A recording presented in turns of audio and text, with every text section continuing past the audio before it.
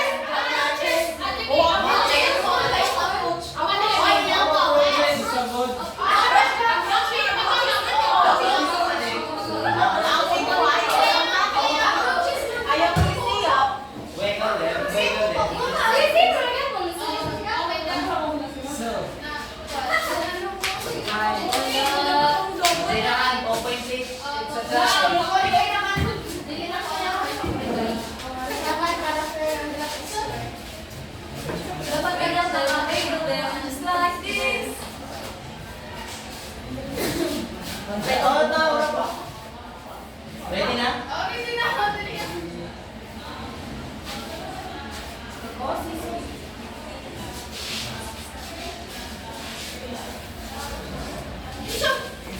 Go, wiggle them.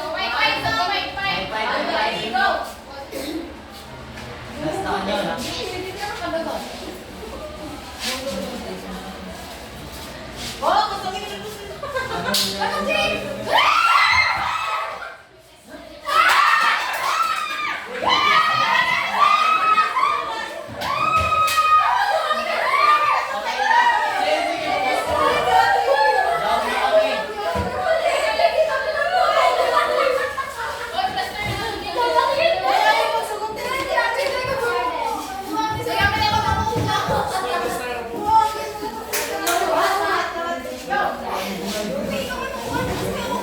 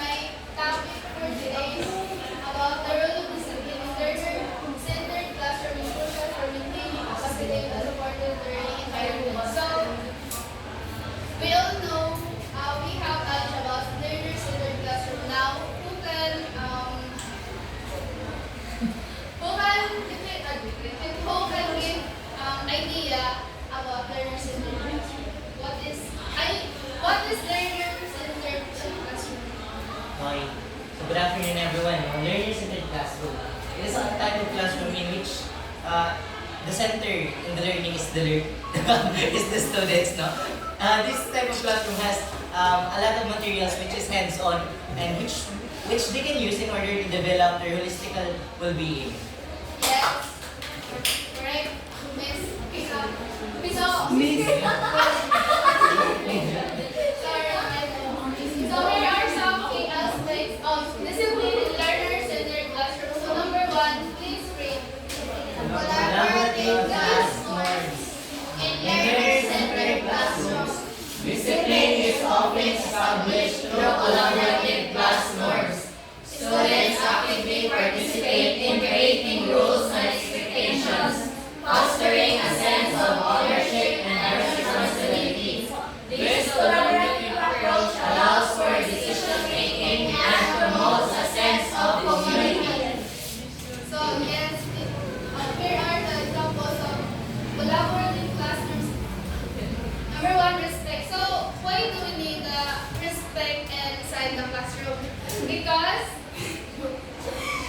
we need to treat each other with respect, valuing and appreciating our diverse perspective and ideas. So kailangan na implement or ikuan ang respect inside the classroom para peaceful ang flow ng iyong klase.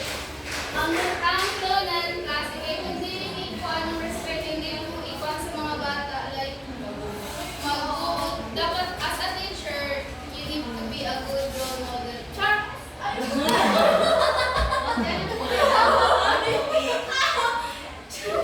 Number 10, active listening. So, was a learner-centered classroom. So, dapat ang mga bata active listening sila. Kaya, di ba, centered yan. So, giving them our full attention and seeking to understand their viewpoints. So, di ba, as a teacher, if kuhaan kita yun, ano ba, yun, pakita, if ano to attention is, ipanggan sila, ano pa, ihatagan sila, kasi ipakita na to attention of, yun, basta attention sa ila, so, mamati sila sa ato, kaya if kita sa teacher, murag waray attention nato para sa ila, sila ganahan mamati. Diba? Number 3 is participation. So, as a teacher, how uman nato para participate na nato mga students? Award.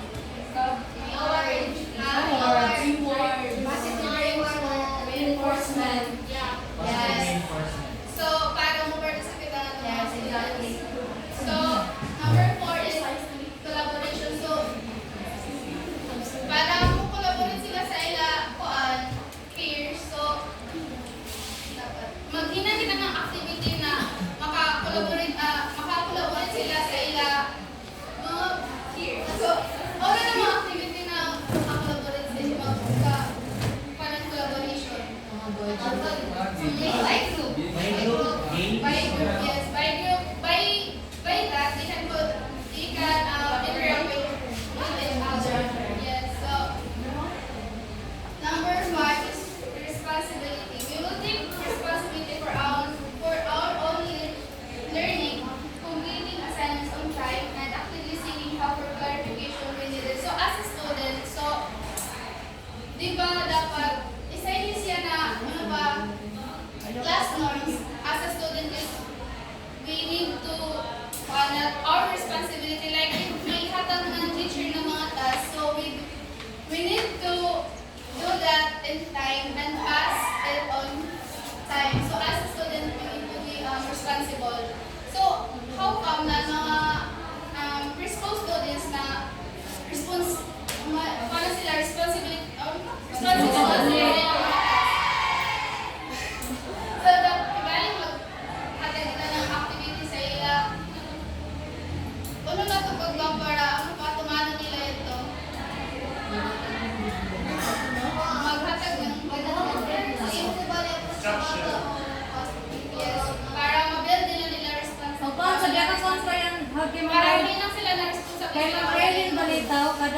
siya ng mga assignment, butangan dito niya niya. Ay, star. Oo, kailangan. Pag mahuman mo meeting, utang ko yun ng stamp na star so by that they can consider maganda na nila. Mag-assignment ako kay Kuan.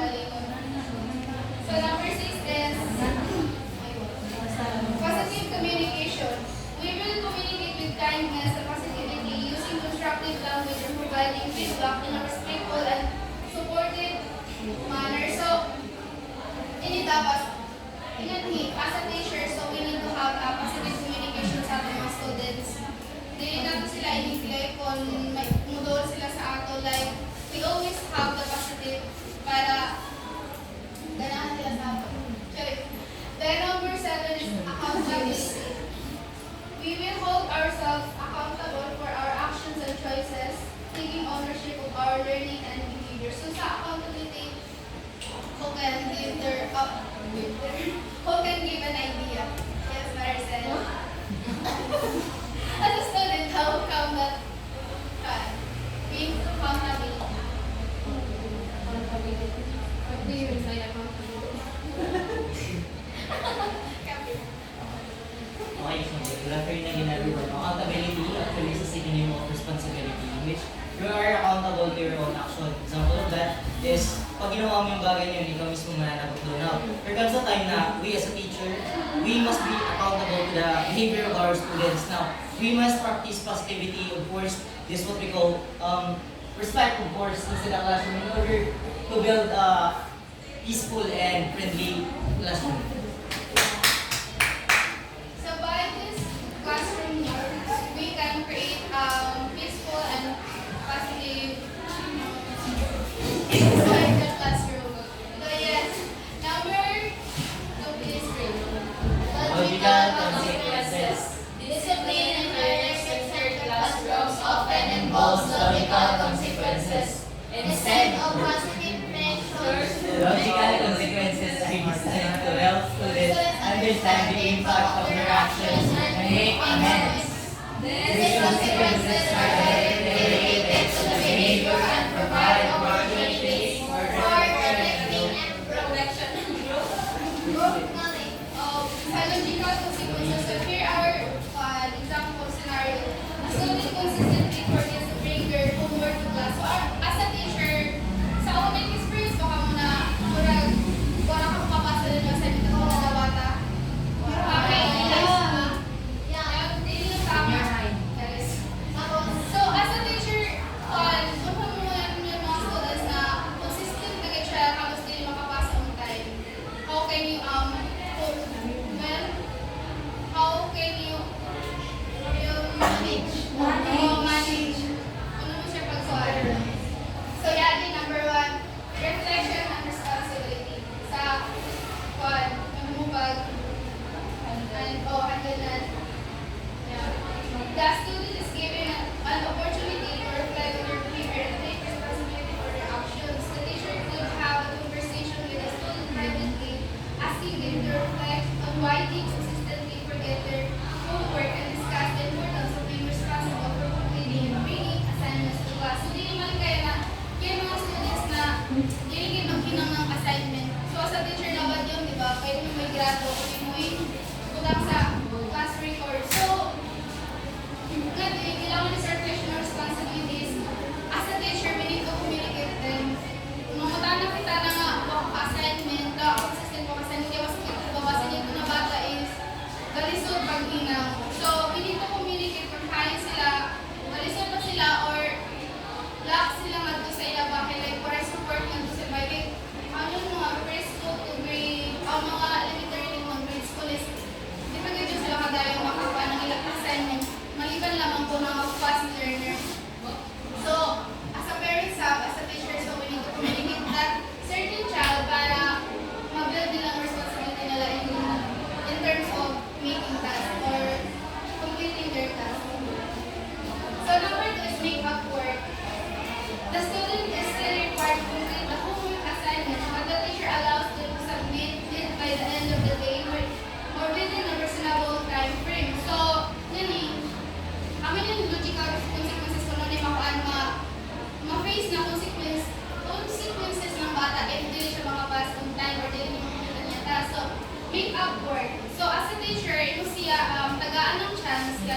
kung ano hindi mo siya i-communicate, kung ba ako may reason, so, give her or him the chance to complete the task or to pass the certain assignment. So, make up perfect that. Number 10, learning support. The teacher may offer additional support to help the student develop strategies to remember their homework. So, nga sa learning support, so as a teacher,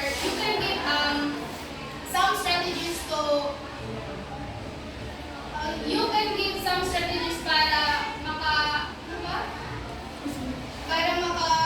ibaw ang bata kung ano yung mga strategy niya para mahumanday ng ilang assignment or pag-complete ng ilang task. Like for example, checklist or suggestive organizational techniques that can assist managing their assignments more effectively. So like, ibali, pwede naman sa preschool na naman sila mag-spot naman yung mga task na yung mga. So di, lakad.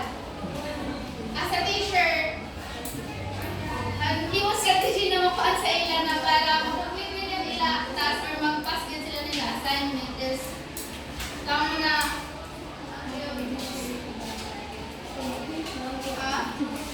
Wala makakibay ko sa looking once na yung value, una na strategy mo ma-share sa ila kay para mag-ginamit na sila nila assignment kung makumplit na nila task na himuon. So, I think i-condition na kami na dapat i-complete yung mini kapag ako man makumplete mo hindi pag-ako na reward. So, by that, ma-encourage nila na mo ganda nila ang assignment ko task. Diba? Gastos mo. Yes, tumalo. So, para mabuhat din ang assignment or task ng mga ito sa nila, kung saan tubulan nga, makabot niyo sa balay, hindi niyo yung mga kaya ako assignment para pwede ka mo tapakan niyo yung parents mo, Yes. para hindi mo pinapalimutan. So, kung sila ra, kung may help ng parents na, di ba, hindi nila mahipo. So, as a teacher, dapat yun mo, hindi ka magkalimot, pero hindi mo pa-remind sa nila para mabuhat nila yung game. So, thank you, Miss Renee. Future educators in the future, if kanang makalang mo, I have great tips or idea para apply sa mga bata kasi mga teacher. So, madam, apply nga daw strategies na if you have an assignment is kanang diba kanang piece of paper ba tingnan yung print mo kanang ayan assignment na mo dito nga imo nag-base area para kaya mga gini ka ng sagot mag-clear kayo i-check lang di ba isa pa mga mga bata din no preschool or yung may pataro sa gini ka ng kung di pa ba na so dali na makita ang yung paper ni sa kamot so mato kasi di na yung parents ni kasi dili kay call man siya kag i-click ayan stapler man na siya na kayo mga bata doon ay gabihin. ang gani kanang ihatagan si pag-ulihan no. Yes. But always remind sa teacher, always remind na may assignment kung mamili sa bahay. Mula ko sila sa labay na may assignment ko. Kaya ginagawa lang yung mga players, hindi mga ang verbal ba? Dapat may paper grade na Wow, yes! Move forward. Number 3 is, Consistent application. consistency is essential in learner-centered classrooms. Discipline consistently applied to ensure earnest classroom and create predictable learning environment. Consistency helps students understand that expectations and allows for a more stable and working classroom atmosphere. Tanong ko science na So, yan sa consistent application, di ba? At the beginning of the class, So, number 1 is clear expectation. So, una na mga, as a teacher, at the beginning of the class, una mo ihatag ng mga expectation na para ilalim. How do you set at the beginning, di ba? Maghatag ng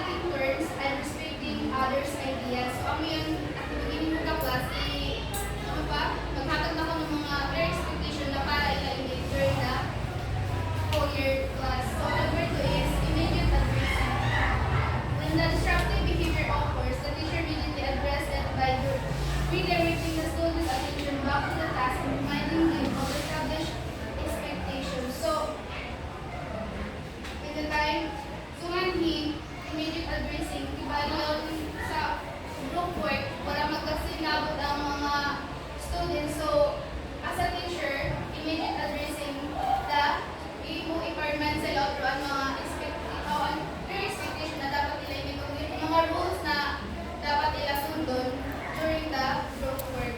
Immediate addressing para masabtan nila dahil na dili dapat nila behavior is set aside during the group work. Dili sila lang na kaya yung mga students na yung mga elementary, mga principal is yung murag sila may gamitin mas nag-murag sila niya kung murag ila ibalik sa ilang grupo na ini bata ng bright murag dito siya ganahan na pagkaalaman na niya ka grupo na iban kay murag piniyag siya ganahan kuan siya labaw sa ilang ganahan. So by that dapat as a teacher we need to observe the action of each students para ma-implement natin para makapagka-immediate addressing the rules para i-remind sila i-remind sila para until class is school. Then number 3 is consequences reminder.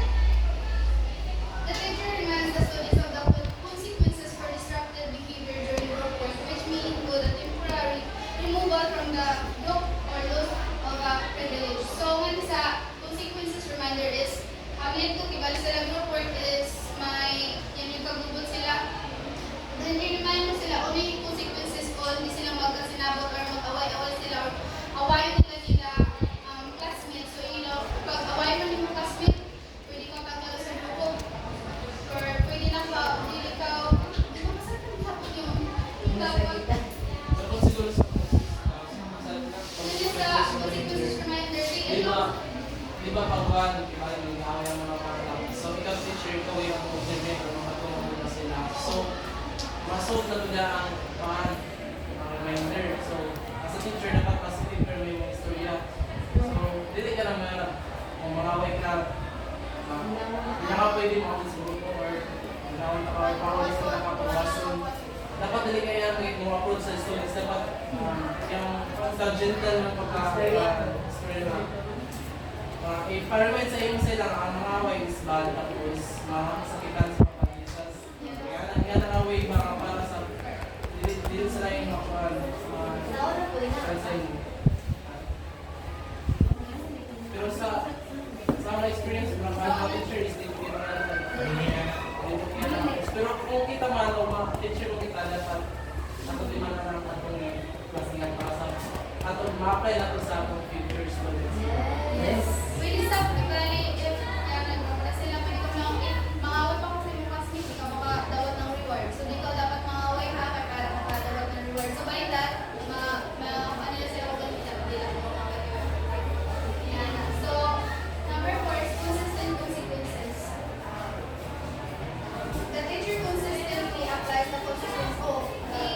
Consistent consequences. So, kibali if yun yung kinapon magka-process na. So, consistent talaga po din mag-parman sa ila para mo tatakgan sa ila mo instill din sa ila na dapat diligiran mo kami na ako classmate kay kami nila ako nandili ako matagal mo ng reward. So, tapos bad sa binit pagkakaroon mo. So, then sa reflection and practice. After the consequences is applied, the teacher provides an opportunity for reflection. The students are asked to reflect on their behavior, its impact on the group, and strategies they can use to improve their behavior in the future. Once they have reflected, they are allowed to rejoin the group and continue with the class. So, this is reflection and reinforce. So, ang matutibali, remind mo sila ng consequences, mga sila na tawagad din mula ka sa ilan, tawagad din yung bigay mo. More reflect sila sa ila kagaling na dili mo. Tapos siya sa gihapon di ba mula ka, tapos ako tunay mo mo, magaya na, oh, okay, giaway sa ako niya. Di ba, magagawa dahil dapat, as a teacher guide, dapat hindi mo kayo sa mga dapat taas hindi mo message sa ila ka lang. Dapat, nasakto din yung ina nga, sige ako niya na sila. Dili, kahit may bata na magpatas, taas yung pride, dili ko pwede. Murag si Marissa, taas yung pride. Yan din yung magpapili. So, may reflection or reinforce by that.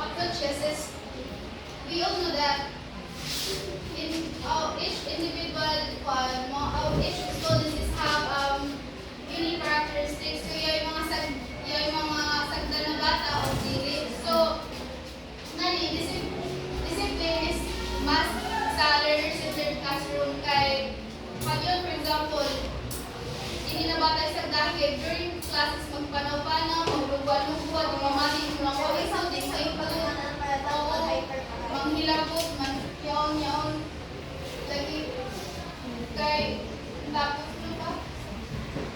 Nadi sa Adi pa. Adi sa yung pa lang lang ng premier na students so yung sa dahil kasi yung bukan. And then, if yes, sa dahil sa classroom, then number one is private conversation.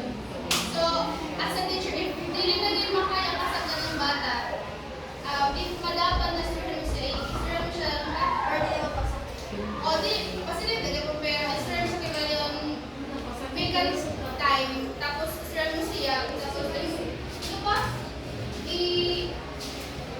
I-remind mo siya na di sakto niya, hindi mo badyaw na kasilingan na tapos sa hindi ako mamati. So, nanalo na time na we can, ang parents na, ma-involve na parents na nakakaya bata na di mamati na pa yun. Kasi nakakapay lang ko muna, nagata kang chocolate sa kabag.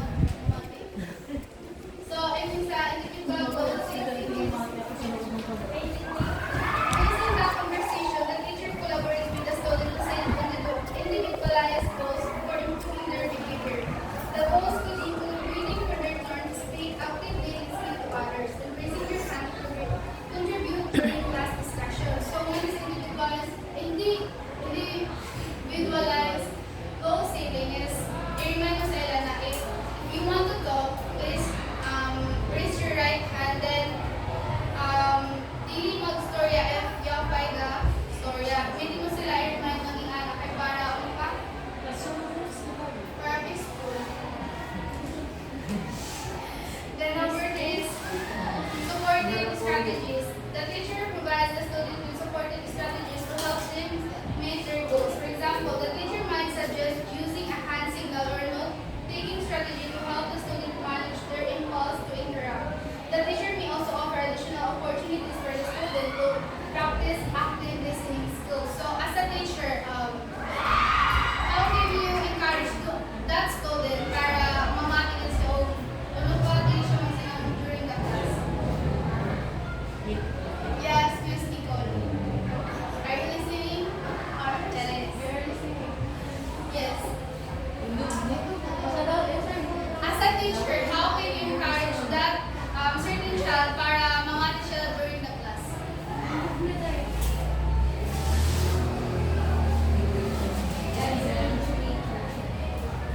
Para mamati ang students in the class is mag-control. Dapat sa dapat to. Parang dapat mag-find ko ng mga rules versus dapat may rules kasi ng class. And then, dapat may mga control sa present for rewards sa inyong mga class after the class. And if the students is answering the questions, and then, one sub ka ng dapat sub is one sub ka ng paan ito ka sa responsible or kung na teacher ka na kakuha ka ng student president. Visible ka ng teacher ka ng one more class o class mo na doon bitaw. Like, hindi ka mga din na, o Leon, suba ikaw, malipta ka na dito, ikaw bitaw kayo tanaw. Hindi ka mga dinagti ang mga students ko kayo pinula sa inuhan. Dapat sa relax, dapat sa mo ka ng kamata-mata sa relax. Alright. If makita sa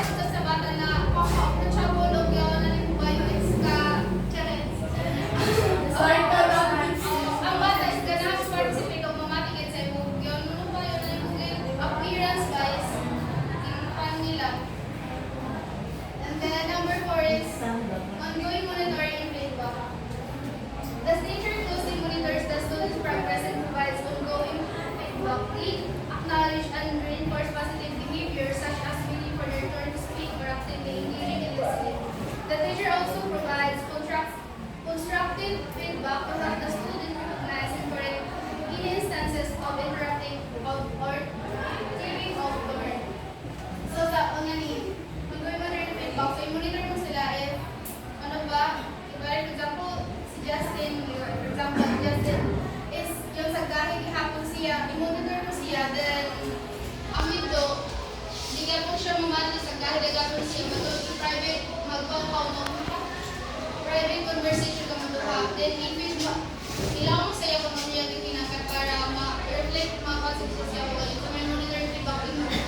You need to always monitor, and then if ma-monitor mo na, nabihave na or wala pang ihapon, then communicate them privately, then wait para masagtan ng bata nila mga behavior during the class. And then number 5 is reflection and growth. The teacher regularly engages in reflective conversations with the student to discuss their progress and growth. They celebrate the students' achievements and discuss any challenges or setbacks they may have encountered. The teacher and students work together to identify strategies for continued improvement and set new goals as needed. So when it's a reflection of goals, growth is yung ma-reflect na nila kung mali yung requirements nila is ano pa? Regularly reflective conversation with the students. So regularly din na i-remind mo sila maintain kay para ma-reflect na nila kung mali din ano pa may grow sila. Grow nila ano pa? Oh yes, cognitive din. Ano namin? Basta nila mind still sa ila na ano pa, every nila ina-reflect nila kung galing mo so maka sila na ano pa mo grow sila kaya ano pa makasabot sila na dapat community na by that and then the last number 5 is Find for solution. Learner-centered classroom prioritize problem solving and conflict resolution. When issues arise, time is given for resolution. Teachers provide opportunity for students to reflect on their behavior, discuss the impact of their actions, and find solutions together. This process promotes reflection and development of essential social and emotional skills. so many scenarios. Those students are involved in disagreement during a group project. So as a teacher, if there are those students arguing during the group work, how will you manage them? As a teacher, for example, during group work, yung away sila, huwag sila magkasinabot. As a teacher, how can you facilitate them? Oh, yes. Yan, mag-away. Oh, yung pag-away. Nakadulong ako sa kuan yung sa pagdulong. Like, di ba, mag-away ang kuan, mga bata, dili sila immediately na buwagon or something na kuan. You should wait for the time na sila duha magkasinabot. Just like, so magkuan na sila. But, hindi ko din immediately na inuulang buwagon. Magkasakita nga na mag-take an action. Yeah, ikaw lang ko ay nagawa kasi kung ako ay report na help them if needed. Good. Just one from na ma-resolve na Help them if needed. Di wala sa'yo. ma-resolve na nila problem.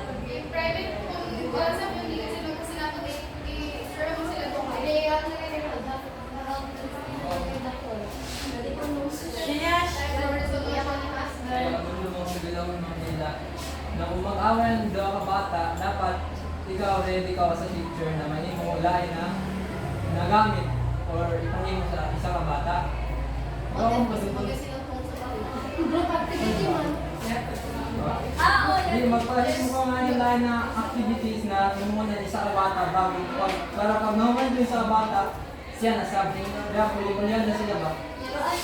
ipasabot na sa ilang kung ipasabot na sila, makasabot na sabihin sila, ibalik na sila mag-storya, yan ano ba, so, groupings bitaw, if sila mag-away, hindi magkasinatalis isa ka no, you should know the kuan nila ka ng parehas nila na gusto duwaon para na sila magkasinabot. Basta ka lang kuan, dili ka lang kuan ka lang same sila, both sila na amo lang sa duwaon para kuan. Amo lang duwaon. Depende niya sa teacher kung ano niya pag-handle lang. So, it's giving me success situation. So, number 6, last.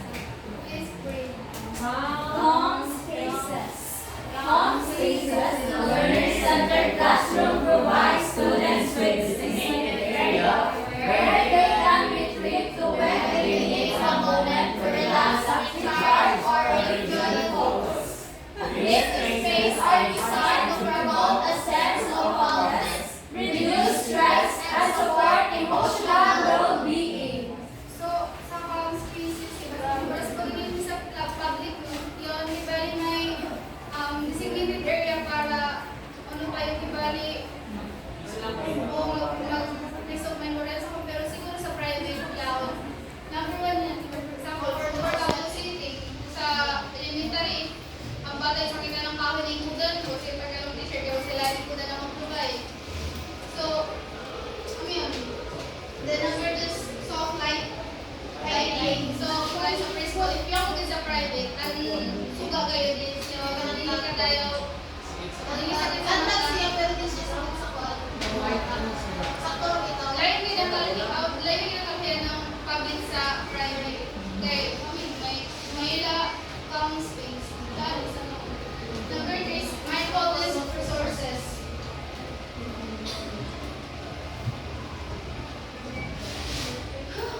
A basket of mindfulness resources is available including guided meditation, scripts, calming music, playlist. So, ano sa mindfulness resources yung may area na i-list ba yung magkatukar sila para makalma sila yung ibaling time na ano ba, yung space nila para sila kung galing magpapamata sila sa music or magkamay sila na matulog kung may ila na may time.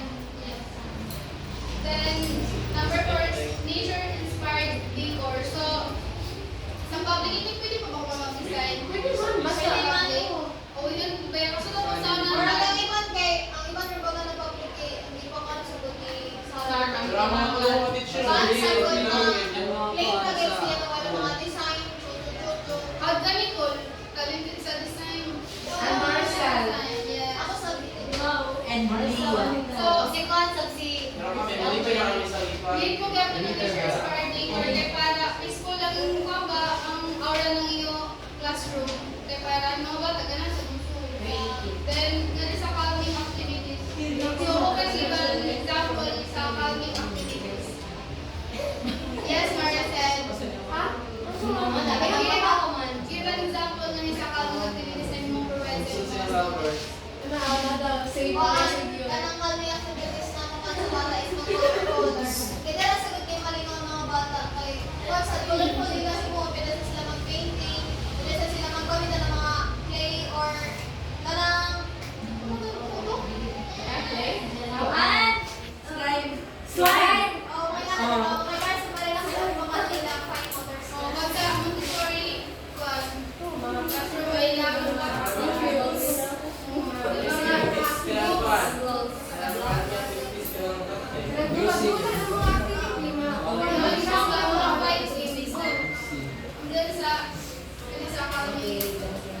Activity. So,